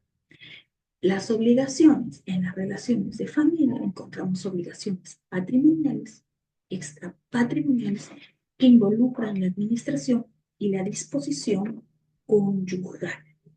Correcto. Me dice Sari, a ver, vamos a contestar. Mire, ¿qué porcentaje me toca de mi padre fallecido siendo su única hija? Y resulta que tuvo conviviente. ¿Qué porcentaje me toca de en la herencia? Yo hice la sucesión ante el notario y ella hizo de conocimiento que es la conviviente. O sea, para que haga el conocimiento de que es conviviente, tiene que presentar su unión de hecho. Si no tiene unión de hecho, pues la heredera universal solamente sería la hija, ¿no? Y si tiene unión de hecho, pues el 50% es para la conviviente, ¿no? La unión de hecho, que está reconocida de unión de hecho, y el otro 50% sería para la conviviente y para ti. Entonces, para la conviviente que está reconocida por un derecho, el 75% y para ti el 25%. Pero si no está reconocida en unión de hecho, pues no le tocaría nada. El 100% sería para la hija. Muy bien. A ver, hasta ahí. ¿Se entendió, por favor, este tema? Sí, a ver, por favor. El anterior ya. Sí, me dice Lía. Sí, me interesa mucho de que ustedes entiendan, ¿no? Las explicaciones. Los abro de manera rápida, de manera clara también. Ya. Perfectamente claro, doctor. Muy bien. Muchas gracias, muchas gracias. Entonces entiendo de que sí es. Ya, muy bien. A ver, Marlene me dice, contribuciones, cargas y obligaciones. A ver, eh, las contribuciones son los aportes económicos, ya sea en especie, ya sea en líquido, todo lo que contribuye a ambos cónyuges. Correcto. Las cargas son las obligaciones que tienen que atenderse, ya sea si tienen un préstamo, si tienen que pagar todas aquellas necesidades para el sostenimiento del hogar. Y las obligaciones son personalísimas y son también patrimoniales, que es a consecuencia del matrimonio. ¿Correcto? Eso es. Muy bien. Sigamos. Decaimiento y disolución del vínculo matrimonial. Bueno, ya hemos hablado bastante del matrimonio, ¿no? Ya hemos hablado. El matrimonio, pues, con su carácter de permanencia y estabilidad, llegó a que por siglos, ¿no? Desde su inicio hasta su aceptación, como si fuera un negocio jurídico. Y básicamente se creó y se entendió de que es un acto indisoluble, inmarcesible, ¿no? Que mantenía pues estas incólumes, pues las relaciones conyugales, ¿no? Con esta misma solidez por las cuales fueron constituidas, porque se juran amor eterno hasta que la muerte los separe. Entonces, esta parte de muerte muchas veces no se da, ¿no? Porque decían que anteriormente, ahora pues lo estamos viendo, ¿no? Modernamente, no solo en la muerte decían que se acababa con este vínculo matrimonial. Y es la única manera de finalizar dicho matrimonio. Se disolvía siempre por el deceso del cónyuge, mostrando como una naturaleza más natural que legal, ¿no? Ya fue con el devenir de los tiempos, de esta libertad y de esta liberalización, también se podría decir, de esta institución, en la que se comienza a pensar en poder admitir un decaimiento antes que la disolución. Entonces surge esta separación de cuerpos. Luego ya divorcio relativo, ¿no? En la que se debilitaba la relación conyugal sin poder acabarla. El matrimonio persiste, pero no con su fuerza ni esta trascendencia primigenia, ¿no? La sociedad de gananciales y la cohabitación entre los cónyuges pues se extingue. Sin embargo, ellos pues continúan siendo marido y mujer hasta que no haya el divorcio, ¿correcto? Tiempo después ya se admite la disolución por causal, que hoy por hoy lo tenemos como el divorcio, en el que ya sea por culpa de uno de los cónyuges, ¿no? De por medio, pues se extinguía esta relación matrimonial, en mérito sobre todo a un actuar desleal de un cónyuge, ¿no? En contra del otro, o también porque hay un incumplimiento de deberes conyugales de uno de los consortes, donde generaba pues las causales que los sancionaban. O sea, había un divorcio absoluto, ¿no? Divorcio, sanción, y donde libera a este cónyuge inocente de matrimonio insostenible. Entonces, ¿qué es lo que queremos concluir y decir con tus palabras? Que el divorcio es creación del derecho, porque no es posible estar casada con una persona que ha traicionado, que ha incumplido los deberes del matrimonio. Por lo tanto, se ha tenido que regular el divorcio para efectos de dar solución a esta problemática, porque se entiende que el matrimonio surgió como idea natural de que solamente con la muerte se debe determinar. Pero ya el divorcio y la separación de cuerpos ha sido producto de creación del derecho. Surge pues el cuestionamiento que la muerte disuelve el vínculo matrimonial, lo que resulta pues antagónico, ¿no? Dado que el matrimonio al surgir de la voluntad de las partes también tendría que terminar de la misma forma, es decir, de manera deliberada por uno u otro cónyuge o por ambos, ¿no? La separación de cuerpos y el divorcio son los actos jurídicos familiares. El primero, que es la separación de cuerpos, debilita el matrimonio, debilita. Y el segundo ya extingue el vínculo matrimonial. ¿Correcto? Hay que entender claro esto, ¿no? Sigamos, por favor. Ya antes de la tenencia compartida, ¿sí? ¿Qué entendemos por el debilitamiento? ¿No? Voy a ahondar un poquito en este tema. Es representado pues por la separación de cuerpo o el divorcio relativo, porque no es absoluto, ¿no? ¿Qué es lo que cesa? ¿Qué deberes cesa? De la cohabitación. Y se extingue también la sociedad de gananciales. Pero todo lo demás continúa vigente. ¿Qué quiere decir? Que el deber de fidelidad y de asistencia mutua continúa vigente. Y el divorcio pues ya viene a ser, nuevamente repito, la extinción del vínculo matrimonial absoluto. Sin vínculo matrimonial ya van a fenecer todos los deberes, cohabitación, asistencia mutua y fidelidad, ¿correcto? Pero muchas veces mm, excepcionalmente, ¿no? Se puede fijar una pensión, o sea, de asistencia familiar, ¿no? No hay ningún problema, eso se puede ver, siempre y cuando la otra parte, ¿no? Uno de los cónyuges, pues, tiene que acreditar su estado de necesidad premiante. Entonces, el divorcio es por causal cuando no hay acuerdo entre los cónyuges respecto de esa pretensión.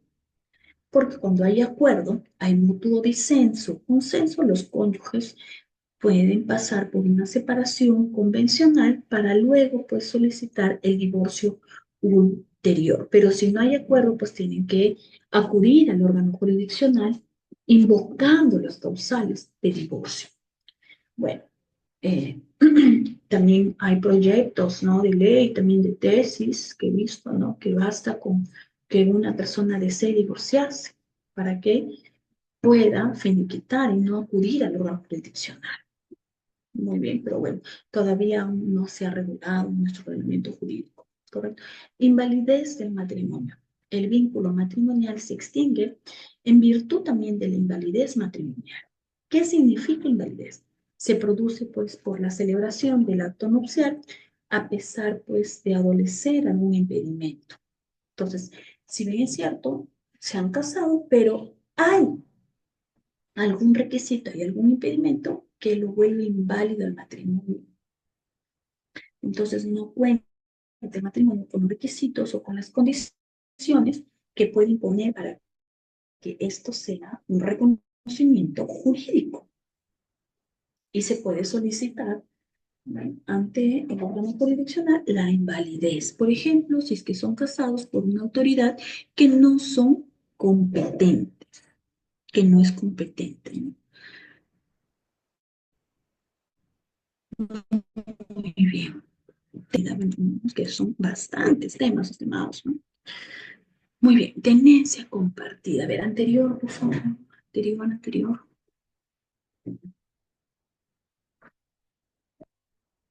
Ya, sigamos. Tenencia compartida.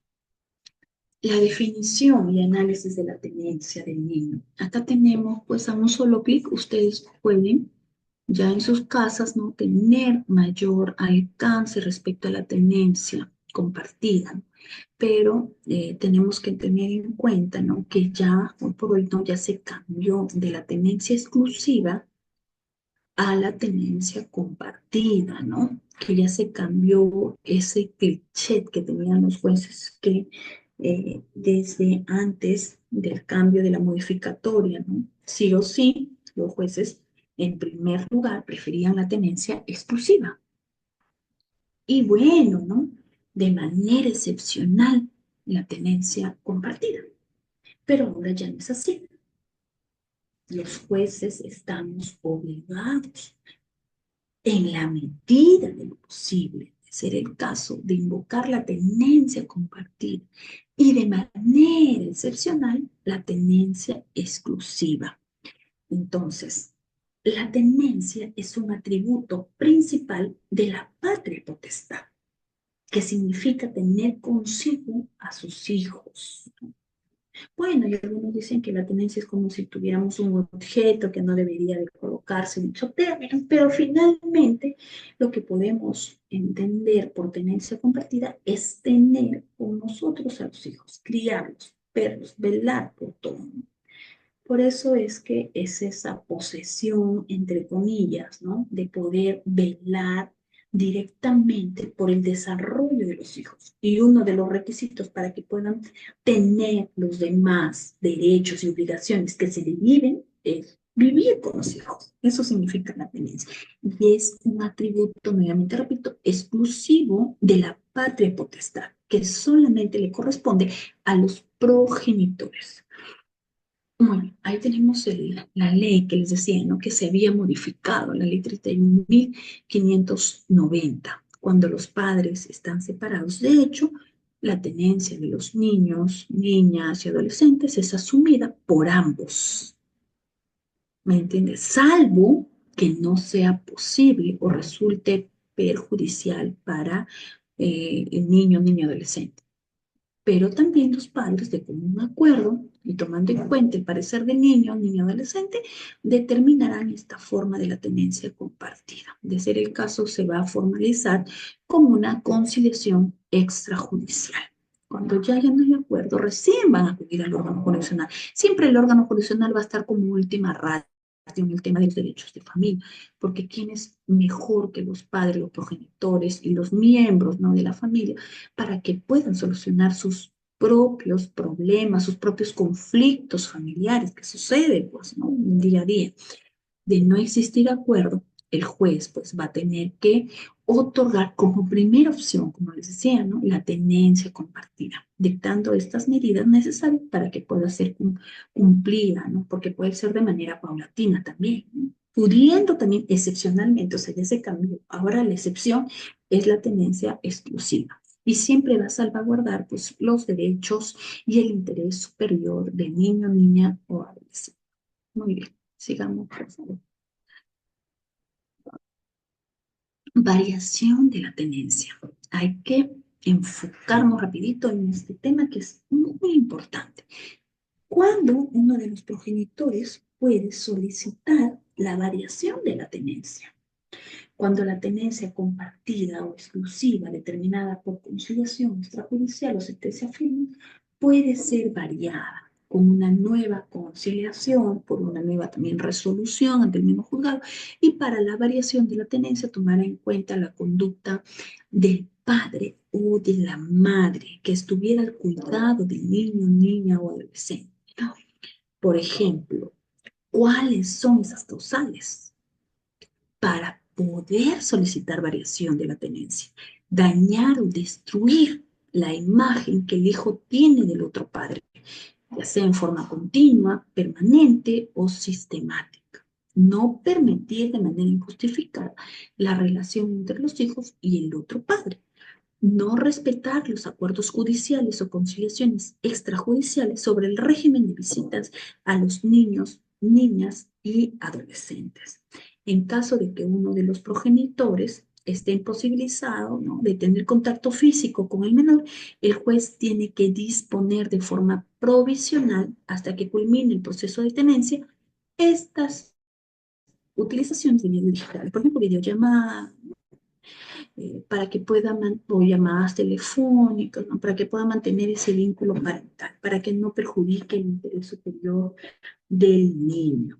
Entonces, aquí el juez va a tener que ordenar con la asesoría del equipo multidisciplinario que ésta se pueda efectuar de manera progresiva, para que no le pueda perjudicar algún daño o trastorno al niño, niña o adolescente.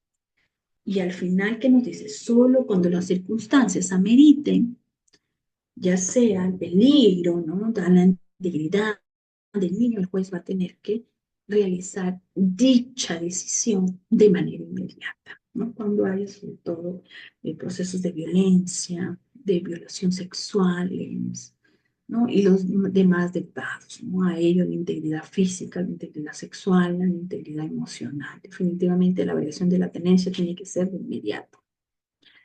Correcto. Sigan, por favor.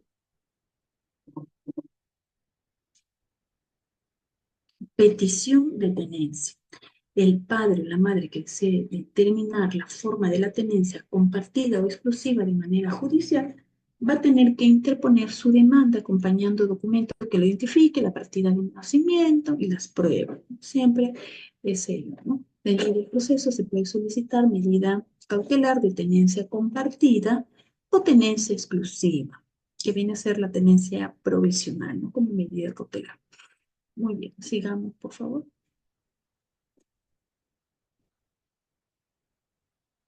Facultades del juez sobre la tenencia compartida. Bueno, el juez va a tener que verificar, pues definitivamente, ¿no? Que el hijo va a tener que pasar por igual periodo de tiempo con ambos progenitores. Eso debe de tener en cuenta el juez al momento de resolver tenencia compartida y que los progenitores tienen igualdad de derechos para que puedan tomar las decisiones, ya sea a la educación, crianza, formación. La distancia entre los domicilios de los padres también debe de tenerse en cuenta, porque ello no va a restringir esta tenencia eh, compartida, pero sí podría incidir en cuanto a la forma, porque si es la distancia, ya sea de país a país o de distancia de ciudades, pues va a tener que ver la forma para que ambos padres pasen de igual forma el periodo de tiempo, el periodo de cuidado hacia sus hijos. También debe tener en cuenta las vacaciones del hijo, de los progenitores, las fechas importantes del niño, niño adolescente, la edad también de la opinión del niño, que a partir de los 12 años, eso sí tiene que ser considerada por el juez en su sentencia y fundamentada de por qué no toma en cuenta también la opinión del niño. La forma de tenencia puede ser modificada de acuerdo a las necesidades del hijo. O sea, no es una sentencia firme, puede ser modificada de acuerdo a las circunstancias que puede pasar y que pueda poner en peligro el niño o que pueda, pues, incurrir en algunas causales de variación de tenencia, como ya le hemos explicado. ¿Correcto? Muy bien, sigamos, por favor.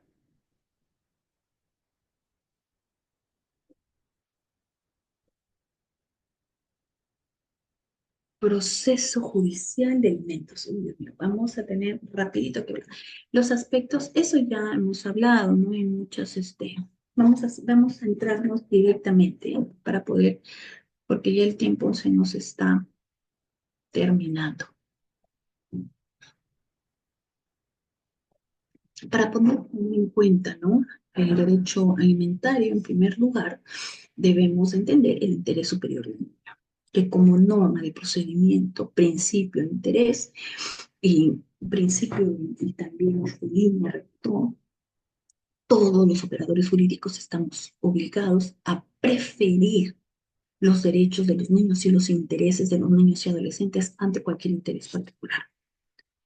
Estamos obligados. El marco legal, pues ya tenemos, no solamente en el Código Civil, sino también en el Código de los Niños y Adolescentes, que refuerza estos conceptos, esta definición que hablamos, pues, del concepto de alimentos, que no solamente involucra alimentos propiamente dichos, sino también vivienda, educación, salud, recreación, apoyo para la capacitación, ¿correcto? Que a veces no es tomado en cuenta. Alimentos en la doctrina, bueno, según Barça y Rapio, se nos habla de una naturaleza propiamente dicha, que no solamente involucra el aspecto material, sino también el aspecto inmaterial. El interés para obrar, definitivamente, el interés para obrar, cuando se solicita derecho alimentario, pues se indica que el interés de la madre para obrar. ¿Y eso cómo se acredita? Con el acta de nacimiento del niño, niño adolescente y con la copia del niño y de la madre. Los puntos controvertidos, el juez en la audiencia va a fijar los puntos controvertidos de acuerdo a los criterios que se tiene para fijar alimentos, como es las posibilidades económicas del demandado, las necesidades del alimentista, del niño, niño adolescente, y además también si es que la madre pues realiza el aporte de manera directa, ¿no? Si es que si se dedica pues al cuidado del hogar, que es una contribución también del derecho alimentario. Y también ahí va a determinar si es que es el monto fijo o un porcentaje. Muy bien, sigamos por favor.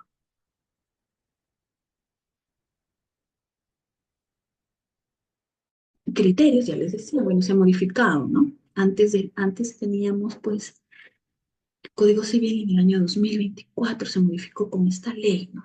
32.006, que nos decía anterior a esta ley 31464, ¿no? De la ley simplificada del derecho alimentario, no sé, no era necesario investigar de manera rigurosa el monto de los ingresos que debe prestar los alimentos. No era necesario, decían, pero ahora sí es necesario. ¿Por qué? Porque el juez investigador desde el inicio de la demanda ya está oficiando a la SUNAT para poder investigar, ¿no? Para poder investigar cuáles son los ingresos, cuáles son los bienes, muebles, inmuebles que pueden demandar. Y ya se convierte en un juez investigador, ¿correcto? Muy bien, sigamos, por favor. Casos especiales. A ver, acá lo vamos a detener rápidamente. Los mayores de edad, pues en los que son menores de edad, el estado de necesidad se presume por un orden cronológico, ¿no? Que son menores de edad y que se encuentran pues en un estado pues de desarrollo, ya sea educación primaria, secundaria, etcétera, ¿no? Y que por sí mismo no puede mantenerse. Se presume su estado de necesidad, pero ya para los mayores de edad, no. Ya no se presume. Este estado de necesidad tiene que estar acreditado.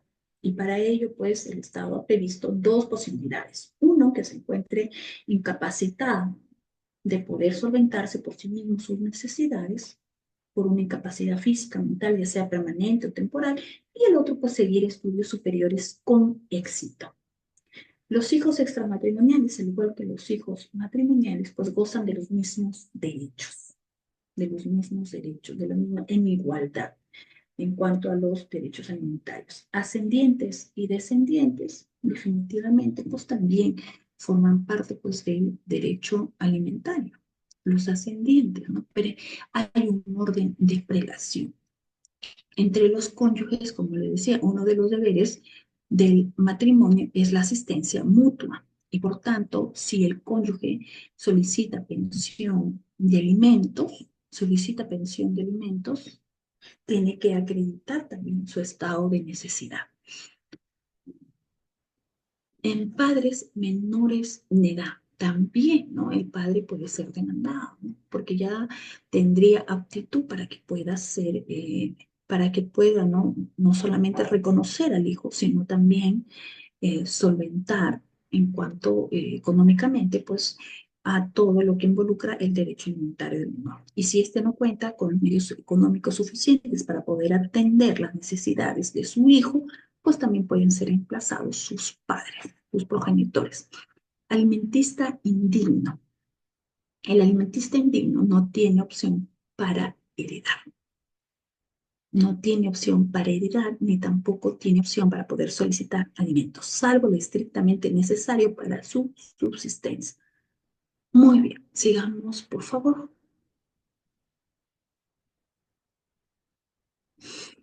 Análisis de esta ley, ¿no? Bueno, las notificaciones naturalmente se hacían pues a través, ¿no?, de las cédulas de notificación a su domicilio real, pero ahora con esta ley 31464 pueden hacerse las notificaciones a través de todos los medios electrónicos. Eso es una novedad también.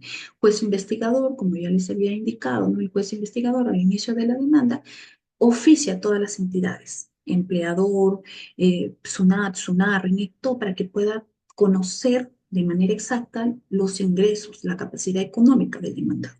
Ausencia de las partes en audiencia. Anteriormente a esta ley 31464, cuando había ausencia de las partes en audiencia, el proceso se archivaba. El proceso se archivaba.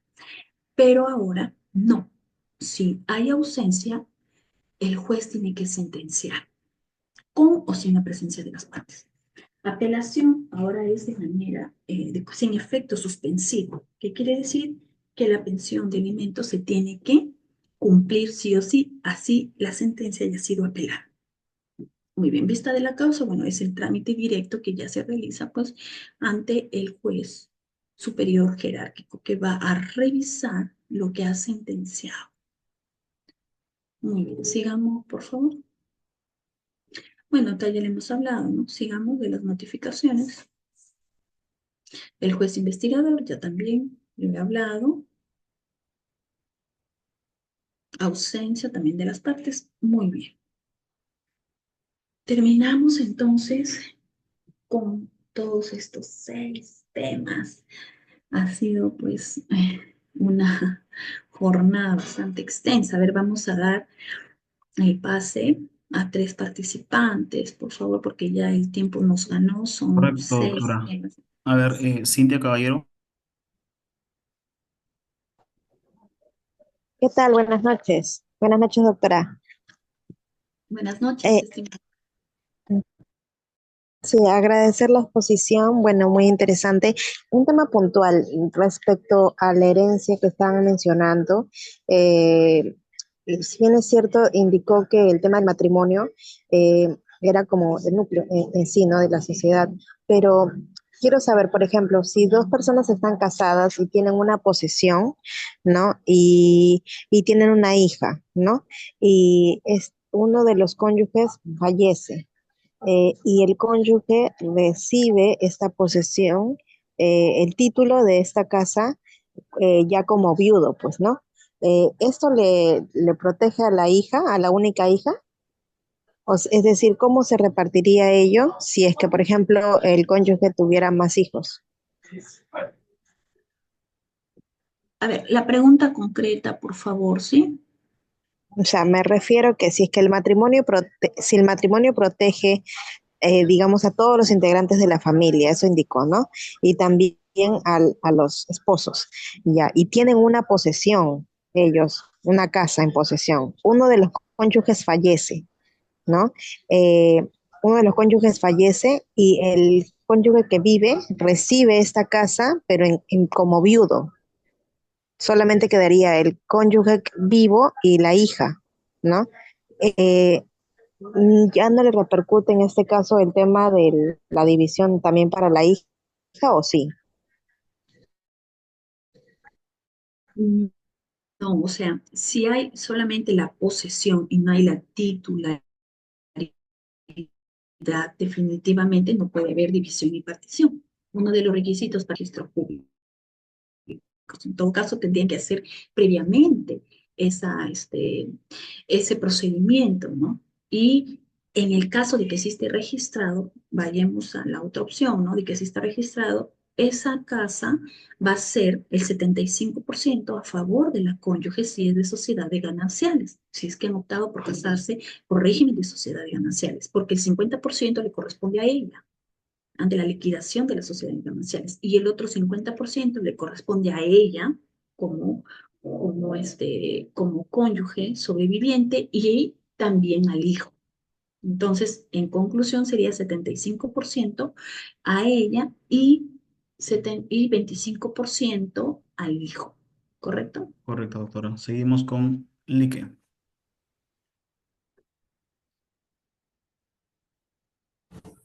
Doctora, buenas noches. Buenas noches. Agradecerle por su ponencia. Doctora, una Gracias. pregunta simple, nada más. Eh, Quedado en duda. Doctora, en ese sentido, digamos, ¿podría hacer una demanda de filiación extramatrimonial post-mortem digamos, ¿a quién tendría que demandar yo? ¿A los hijos, digamos, de padre y madre o a los hijos que están en sucesión intestada? A ver, la demanda de filiación post-mortem se realiza a todos los interesados, ¿no? Y no es ante el juzgado de paz letrado, sino ante el juzgado especializado por la complejidad del caso. Ahí se necesitaría mayor actividad probatoria. Correcto, doctora. Seguimos con Ángelo Terrones.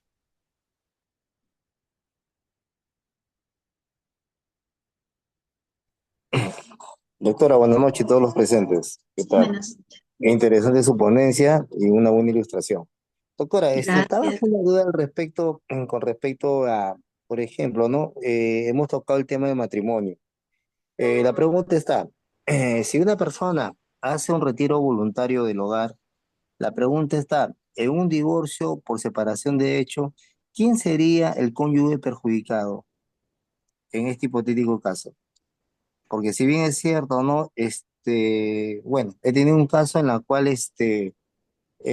uno de los cónyuges que había puesto un retiro voluntario del hogar se había ido al extranjero, a España, bueno, ya no quería estar con su esposa y pone en conocimiento de la comisaría del sector. Se va a España por espacio de, bueno, 2, 3 años, ¿ya? Y de una forma sorpresiva le ha interpuesto la demanda por separación de hecho. La pregunta está, ¿quién de los dos sería entonces el cónyuge perjudicado? Eso lo está llevando justamente un caso, un coleguita, que bueno, pues no, no ha contestado dentro del plazo legal porque lo han declarado rebelde, sino que justamente es una vecina que me consultó la otra vez y me dijo, ¿sabe qué? Mi abogado no ha contestado y me han considerado rebelde. Pero la pregunta está, ¿no? Bueno, yo sé que había una defensa ineficaz, pero la pregunta sería, en este hipotético caso, ¿quién sería el cónyuge perjudicado? Ya que El la otra... cónyuge, para que el juez pueda analizar quién de los dos es el perjudicado, en primer lugar tiene que analizar si se declara fundada o no la demanda de divorcio por causal de separación de hecho. La causal de separación de hecho es un divorcio no sanción, es un divorcio remedio, que quiere decir que ambas, ¿no? Ambos contrayentes se han separado y el transcurso del tiempo ha hecho pues que cumplido dicho plazo cualquiera de los dos pudiera tener, o sea, en principio no habría cónyuge perjudicado, no habría cónyuge perjudicado, salvo que efectivamente no se pruebe, ¿no? Esa separación de hecho que haya sido voluntaria, sino que de repente por motivos familiares, de trabajo, uno de ellos viaje y el otro cónyuge, teniendo esa malicia, solicitar el divorcio por dicha causal, ¿no? Cuando sabía muy bien de que no se estaban separando, sino era por temas de trabajo. Ahí el cónyuge perjudicado sería la persona que fue pues a trabajar, ¿no? Pero, como le repito, ¿no? Va a depender de cada caso y de la situación en particular. En el caso que usted me comenta, es de que uno de los cónyuges ha viajado al extranjero y ha realizado su retiro voluntario del hogar. ¿Qué quiere decir? De que a partir de esa fecha se va a contabilizar mínimo 2 años si es que no tienen hijos, o mínimo 4 años si es que tienen hijos menores de edad, para que cualquiera de los cónyuges podría solicitar divorcio por causal de separación de hecho. Y para que haya un cónyuge perjudicado, este también tiene que acreditarlo. ¿En qué se ha perjudicado? ¿Cuál ha sido el perjuicio? Ya sea moral, ya sea económico. Y el juez va a tener que analizar y atendiendo a ello, si es que se acredita durante el proceso que uno de los cónyuges ha sido el perjudicado, va a otorgar una indemnización. Pero en primer lugar, como le repito, va a tener que analizar si es que se declara fundada o no la demanda de divorcio por causal de separación de hecho. Y luego va a analizar si alguno de los cónyuges es perjudicado para que pueda resolver otorgando una indemnización. Correcto. Muy Correcto. bien. Bueno, con esto me despido. Muchas gracias, estimado Juan Llanos. Muchas gracias a la Academia Legalis y a todos los participantes. Son muchos temas, pero bueno, hemos abarcado cada uno de ellos y también hemos respondido las preguntas. Gracias, doctora. Excelente Nos ponencia. vemos Muchas gracias. mañana. Igualmente, doctora. Hasta Nos luego. vemos mañana. A todos los participantes que nos han acompañado hasta esta parte del curso, comentarles, hasta luego, doctora, mucho gusto. Comentarles que mañana iniciamos el curso, déjenme les digo el tema, Padre Potestad, impugnación de paternidad y análisis de prueba de ADN. Y también tenemos el curso Derecho Sucesorio, Anticipo de Herencia y Sucesión Intestada. Nos vemos mañana a las 5 de la tarde. Muchas gracias.